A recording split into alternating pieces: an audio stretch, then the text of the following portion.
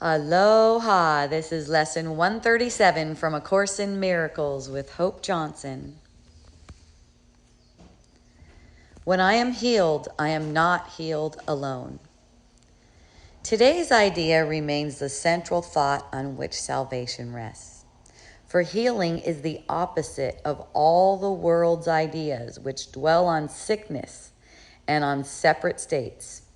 Sickness is a retreat from others and a shutting off of joining. It becomes a door that closes on the separate self and keeps it isolated and alone. Sickness is isolation, for it seems to keep oneself apart from all the rest, to suffer what the others do not feel. It gives the body final power to make the separation real and keep the mind in solitary prison, split apart and held in pieces by a solid wall of sickened flesh, which it cannot surmount. The world obeys the laws that sickness serves, but healing operates apart from them. It is impossible that anyone be healed alone. In sickness must he be apart and separate. But healing is his own decision to be one again and to accept his capital S self with all its parts intact and unassailed. In sickness does his capital S self appear to be dismembered and without the unity that gives it life. But healing is accomplished as he sees the body has no power to attack the universal oneness of God's Son. Sickness would prove that lies must be the truth, but healing demonstrates that truth is true. The separation sickness would impose has never really happened. To be healed is merely to accept what always was the simple truth and always will remain exactly as it has forever been. Yet eyes accustomed to illusions must be shown that what they look upon is false. So healing, never needed by the truth, must demonstrate that sickness is not real. Healing might thus be called a counter dream, which cancels out the dream of sickness in the name of truth, but not in truth itself. Just as forgiveness overlooks all sins that never were accomplished, healing but removes illusions that have not occurred. Just as the real world would arise to take the place of what has never been at all, healing offers restitution for imagined states and false ideas which dreams embroider into pictures of the truth. Yet think not healing is unworthy of your function here. For Antichrist becomes more powerful than Christ to those who dream the world is real. The body seems to be more solid and more stable than the mind, and love becomes a dream, while fear remains the one reality that can be seen and justified and fully understood. Just as forgiveness shines away all sin, and the real world will occupy the place of what you made, so healing must replace the fantasies of sickness which you hold before the simple truth.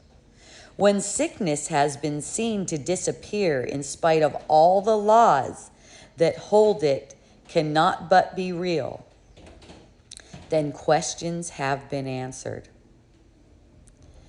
And the laws can no longer can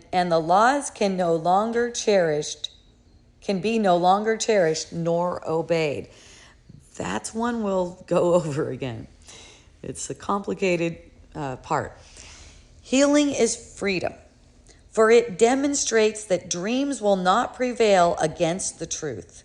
Healing is shared, and by this attribute, it proves that laws unlike the ones which hold that sickness is inevitable are more potent than their sickly opposites.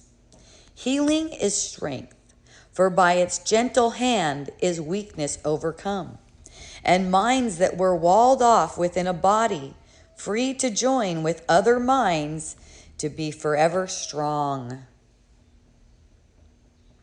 Healing, forgiveness, and the glad exchange of all the world of sorrow for a world where sadness cannot enter are the means by which the Holy Spirit urges you to follow Him.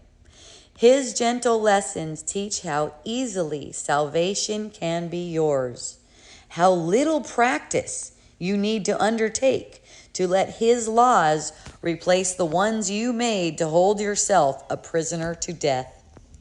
His life becomes your own as you extend the little help He asks in freeing you from everything that ever caused you pain. And as you let yourself be healed, you see all those around you, or who cross your mind, or whom you touch, or those who seem to have no contact with you, healed along with you. Perhaps you will not recognize them at all, nor realize how great your offering to all the world when you let healing come to you. But you are never healed alone, and legions upon legions will receive the gift that you received when you are healed. Those who are healed become the instruments of healing. Nor does time elapse between the instant they are healed and all the grace of healing it is given them to give. What is opposed to God does not exist, and who accepts it not within his mind becomes a haven where the weary can remain to rest. For here is truth bestowed, and here are all illusions brought to truth. Would you not offer shelter to God's will? You but invite your capital S self to be at home. And can this invitation be refused? Ask the inevitable to occur, and you will never fail. The other choice is but to ask what cannot be to be, and this cannot succeed. Today we ask that only truth will occupy our minds, that thoughts of healing will this day go forth from what is healed to what must yet be healed, aware that they will both occur as one. This is rich, really rich. We will remember as the hour strikes. Our function is to let our minds be healed, that we may carry healing to the world, exchanging curse for blessing, pain for joy, and separation for the peace of God. Is not a minute of the hour worth giving to receive a gift like this? Is not a little time a small expense to offer for the gift of everything? Yet must we be prepared for such a gift.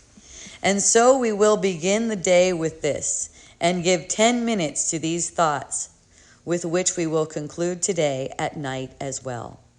When I am healed, I am not healed alone.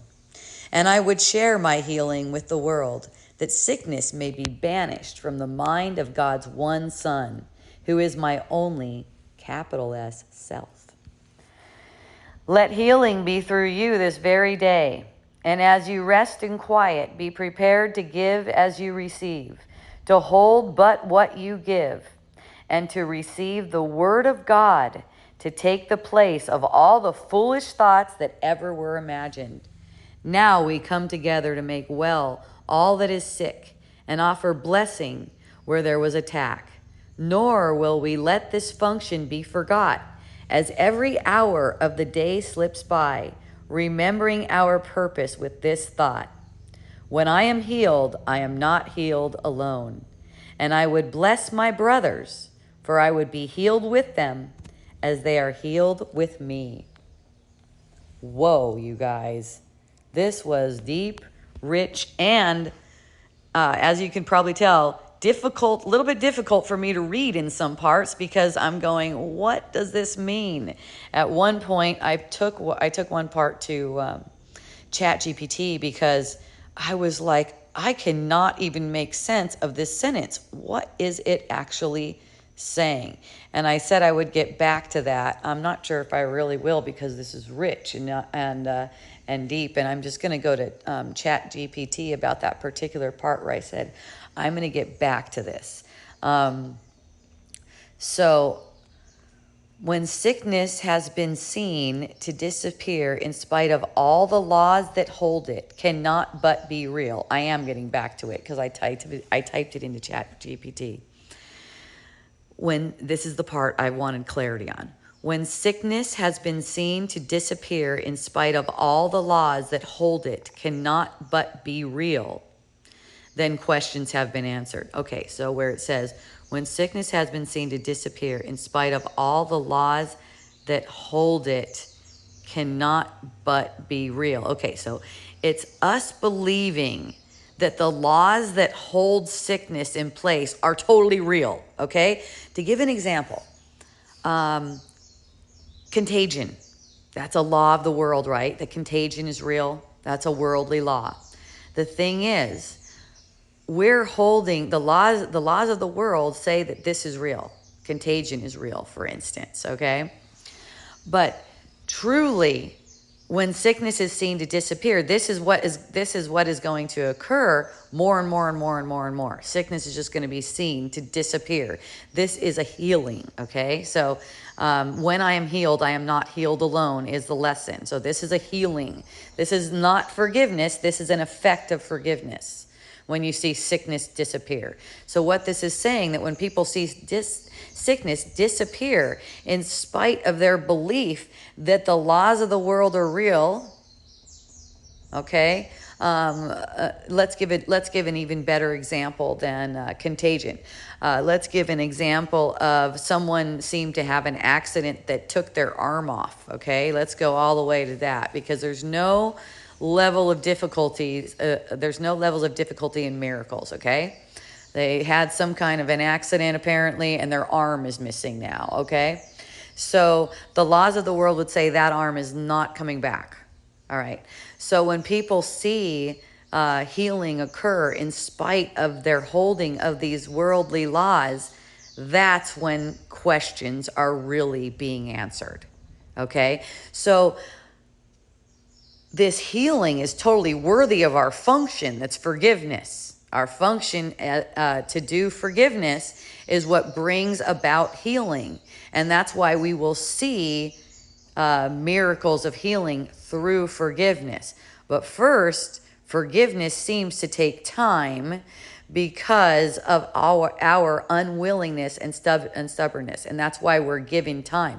But truly, healing doesn't take any time. Even the grace that's given you doesn't take any time. That doesn't come from time. It's you who are taking time to choose, and that's why you're given time. Okay, now there's different kinds of sickness too. Conflict is a kind of sickness also.